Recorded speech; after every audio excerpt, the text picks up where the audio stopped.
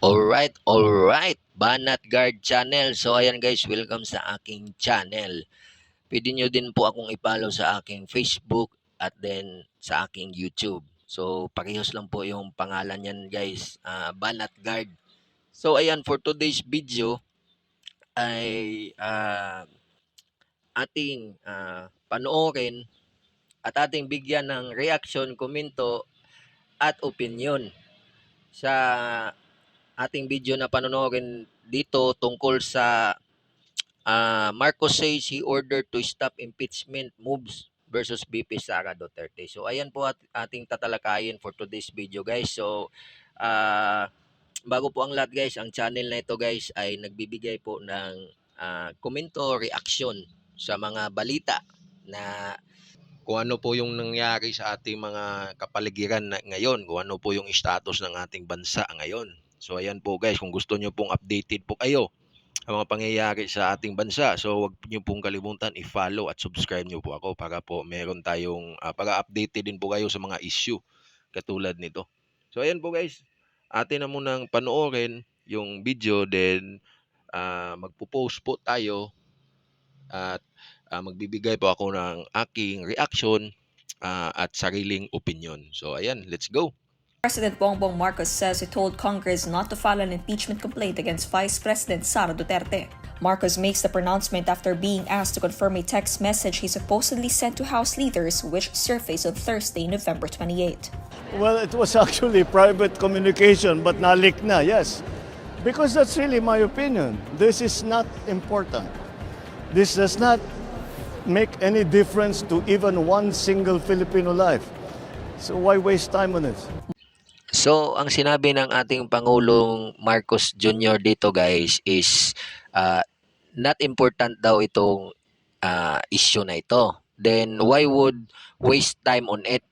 Unang-una sa lahat, huwag po kayong papiling victim, Pangulong Marcos Jr. Alam naman namin na alam mo ang nangyayari. Kaso lang, parang umurong na yung bayag nyo ngayon kasi nga medyo nasa alanganin na kayo. Kasi ang akala nyo kasi hindi magre-react yang si VP Inday Sara Duterte. Akala nyo kasi easy lang yan, patatahimikin. Akala nyo kasi wala naman yang gagawin. Pero ngayon, nakita nyo na ito na mayroon na pong nangyayaring people's power dyan sa EDSA. So kaya ngayon hindi nyo ito kayang i-handle kasi nga talagang hindi mo naman talaga ito kayang i-handle. Kasi bagyo nga, hindi mo nga kayang hindi ka nga kayang magbigay ng kumbaga alertness sa mga kababayan nating Pilipino. So ito ba kayang people's power ngayon? So sa mga pangyayaring ito mga kapwa Pilipino, aware po yung ating presidente sa mga pangyayaring na mga ito. So kadalasan kasi sinasabi niya na hindi ko alam yan. Huwag po kayong maniwala dyan. Oh, ikaw presidente ka tapos wala kang alam, huwag po kayong maniwala diyan. Kumbaga sa kanya na lang po 'yan. Oh, kumbaga alibay na lang po niya 'yan para naman po yung mga ibang supporters niya ay maawa sa kanya. So patuloy po natin yung video guys. Marcos further points out that an impeachment complaint would only tie down both chambers of Congress. What will happen to if somebody files an impeachment? It will tie down the House, it will tie down the Senate. It will just take up all the time and for what? For nothing. For nothing. None of this will help improve a single Filipino life. Alam nyo naman pala po Mr. President na hindi po ito nagbibigay ng improvement sa bawat taong Pilipino dito sa ating bansa tungkol sa mga issue na ito. So kumbaga, sabihan mo naman yung pinsan mong speaker. Na wag na po kayong mag-focus diyan sa issue ng BP Inday Sara Duterte. Doon na lang po kayo mag-focus sa kung ano ang gawing batas. Kasi naman po yung Congress po hindi po yan kuan dyan, hindi po yan Department of Justice. Legislation po sila dyan. Tapos ano pang mga pinagagawa ng mga Congress na yan, ginigipit. Yung mga resource person, pag hindi maganda yung sagot, contempt agad. Gusto nila kasi dyan, yung tanong nila is ayon ang sagot mo is ayon din sa gusto nila. para madidiin talaga. Oh, ikaw na mismo nagsabi, Mr. President. Kaya, Mr. President, pagsabihan mo po yung ah, pinsan nyo pong si Speaker Romualdez para po goods tayo. Tuloy natin, guys. This comes amid a worsening political rift between Marcos and Duterte. The vice president earlier said she already instructed someone to kill the president, the first lady, and the House Speaker if she herself gets killed. Marcos himself said he will not tolerate such criminal threats, declaring he will fight back against it. The vice president has repeatedly defended her remarks, saying she was taken out of context. Calls for Duterte's impeachment also come amid a probe by the House Committee on Good Government and Public Accountability into alleged fund misuse at the office of the Vice President in the Department of Education. Aba. Sobra naman talaga kayong mag-alibay, no? Sobra naman talaga kayong mag-alibay. Kasi first of all guys sabi kasi ito ng Congress natin dyan, mga House of Representative na yung about sa confidential funds.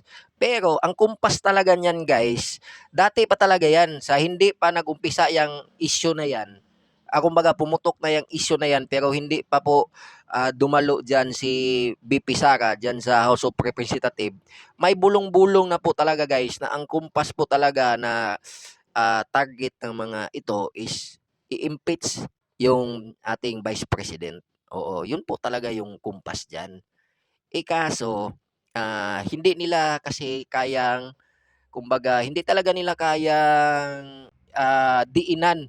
O kaya ginigipit na lang talaga nila. Then, nagkataon na merong pahayag itong merong statement ito si VP Sara Duterte. Yun nga, tungkol sa sinabi niya na pag ako ay namatay is meron na siya daw inutos na isang assassin at ang utos niya ito, pag ako ay namatay is ipapatay din daw niya itong tatlong ito na sila Lisa, si Marcos at saka si Romualdez. So doon nagpanik yung Malacanang. So sinabi ng mga sa Malacanang na death threat daw ito. So kumbaga ito daw ay death threat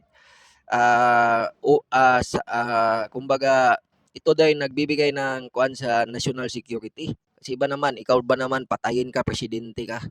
Pero yun na nga, kaya daw nila po ito binuksan yung impeachment kasi dahil daw dito sa statement na ito. Ha? Kung nag-iisip naman kayo, kung hindi naman ito death threat, kasi nga paano mo masasabing death threat ito na sinabi lang ni Sarah kung siya daw ay mapatay.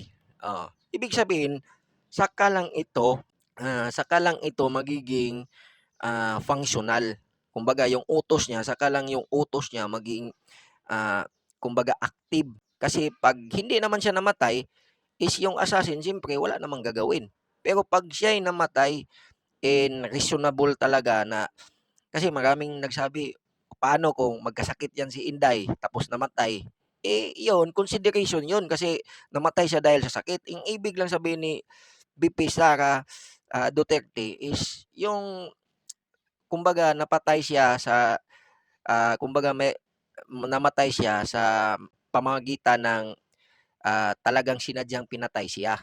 Yun yung ibig niya sabihin. Yung pagkamatay niya na kailangang mayroong mag-imbestiga. Katulad ng, let's say, baka barilin siya dyan sa kanto. Yung mga ganun. Oo. Yung mga ganun. Pero yung Malacanang, nagpanik sila.